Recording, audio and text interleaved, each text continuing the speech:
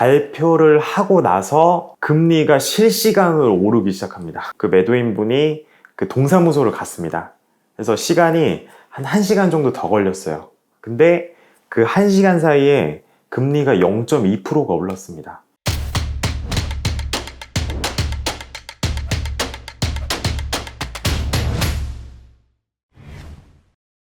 네, 안녕하세요. 빌사남입니다. 제가 오늘은 저번 주에 있었던 일이 있는데 이 일을 여러분들한테 좀 말씀드리면 좋을 것 같아서 영상을 좀 찍게 됐는데 8월 25일 날 기준금리 인상을 했습니다. 그래서 인상을 하는 날 잔금이 딱 걸려 있었어요. 원래 전날이었는데 매도자가 좀 요청을 해서 다음날 하자라고 해서 25일 날 오전에 이제 잔금을 치렀는데, 문제는 뭐냐면 발표를 하고 나서 금리가 실시간으로 오르기 시작합니다. 잔금을 10시에 하기로 해가지고 매도인이랑 매수인이 이제 같이 왔는데, 매도인이 이제 등기를 넘길 때 그 매도용 인감증명서를 떼요. 근데 거기다가 매수자 인적사항을 쓰는데 그 매수법인 그 상호를 좀 다르게 쓴 거예요. 그래서 법무사분이 다시 떼야 된다 라고 해서 그 매도인분이 그 동사무소를 갔습니다. 그래서 시간이 한 1시간 정도 더 걸렸어요.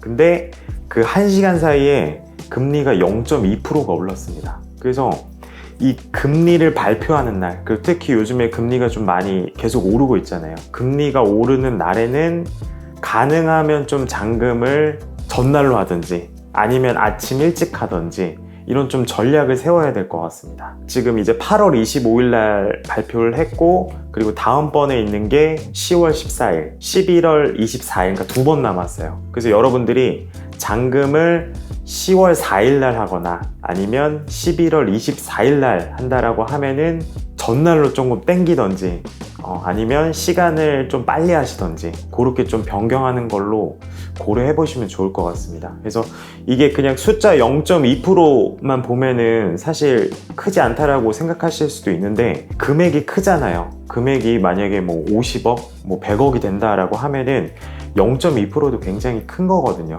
그리고 이분은 어찌됐든 고정금리로 받았는데 거의 뭐 2년, 3년 동안 그 금액을 더 내는 거잖아요. 그 1시간 때문에. 잔금날을 요즘 같은 시기에 정할 때 금리 발표하는 날은 좀 되게 조심해야 된다. 그리고 그날 다행히 이제 1시간 걸려가지고 뭐 12시 전에 끝났어요, 잔금이. 만약에 오후로 됐으면은 금리가 더 올랐을 거예요. 더 반영이 돼서. 거의 실시간으로 오르거든요.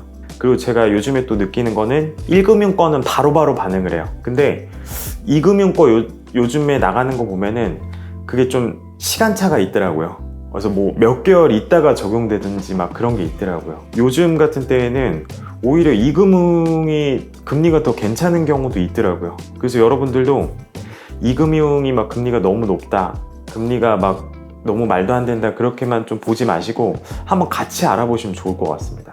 그리고 요즘에 진짜 금리가 진짜 말도 안 되게 오르고 있습니다. 네, 말도 안 되게 오르고 있고 거의 뭐 제가 처음 일했던 그때 금리인 것 같아요. 그때는 뭐 3%대였긴 하지만 그걸 향해서 지금 가는 것 같습니다. 그리고 연준에서도 지금 제롬 파월 의장이 계속 올리겠다라고 하는 상태고, 그래서 되게 좀 어떻게 보면 좀 리스크가 큰 시장일 수도 있어요. 그러니까 대출받기 되게 부담스러운 시장입니다. 그래서 제가 항상 이제 고객분들한테 말씀드리는 게, 이제는 되게 확실한 걸 사야 된다. 확실한 거 아니면 안 사는 게 맞습니다. 지난 뭐 1, 2년 전 시장만 해도 그냥 다 올랐어요. 말도 안 되는 것도 다 오르고 막 그랬습니다. 근데 이제 앞으로는 좀 확실한 거, 그리고 이번에 계기로 구별이 많이 갈 것 같아요. 그래서 오르는 건 오르고 빠지는 건 확실히 빠지고, 그리고 생각보다 괜찮은 매물들이 좀 나올 것 같습니다. 그 전에 안 나왔던 것들. 근데 물론 이제 강남이나 이쪽 주요 지역에 있는 빌딩들이 사실 1, 2년 전만 해도 매도인 전화하면 진짜 너무 막 바람이 많이 들어가 있었거든요. 근데 아마 연말 아니면 내년 초쯤 되면은 조금 이제 좀 금액이 뭐 조정이 된다든지 아니면 생각지도 못했던 매물이 나온다든지 뭐 그런 기회들이 있을 것 같아서, 만약에 이제 빌딩 투자를 생각하신다라고 하면은 사는 건 확실한 거 사되, 그런 기회들이 왔을 때 좀 잡으면 좋을 것 같아요. 어찌됐든 빌딩 투자가 당장 뭐 1년 안에 샀다 팔았다 할 것 아니잖아요. 최소 3년, 뭐 5년, 길게는 뭐 10년 그 이상도 보고 투자를 하는 거기 때문에 어찌됐든 지난 1, 2년 전보다는 오히려 저는 그러니까 매물을 사기는 되게 좋은 시기인 것 같아요. 물론 이제 금리에 대한 부담은 굉장히 크지만 저도 일단은 지금 캐시를 모아서 좀 주요 지역에 있는 빌딩이 나왔을 때 투자할 생각이 있어요. 그래서 아마 뭐 연말이나 아니면 내년 초쯤에 좀 많이 괜찮은 게 나오면 투자할 생각이 좀 있습니다. 일단 오늘 말씀들을 다 정리해 보면은 일단은 금리가 굉장히 좀 계속 오르는 시기인데 기준금리 발표하는 날짜 있잖아요. 그러니까 10월 14일 그리고 11월 24일 만약에 그때 잔금이 걸쳐 있다라고 하면은 잔금을 조금 땡기던지 아니면 그날 잔금을 치르면 아예 오전에 치르던지 뭐 이런 쪽으로 방향을 좀 정한 다음에 잔금 일자를 좀 정하시면 될 것 같고, 금리 발표하는 날에는 실시간으로 금리가 오른다 라고 보시면 될 것 같고, 그리고 이금융권이 금리가 오르는 시기에는 생각보다 금리가 괜찮을 수 있다.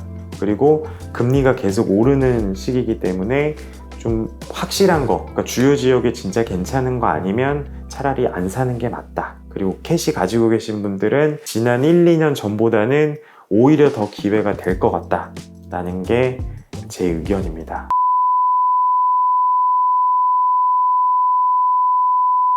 그래서 오늘 영상은 여기까지 하고요.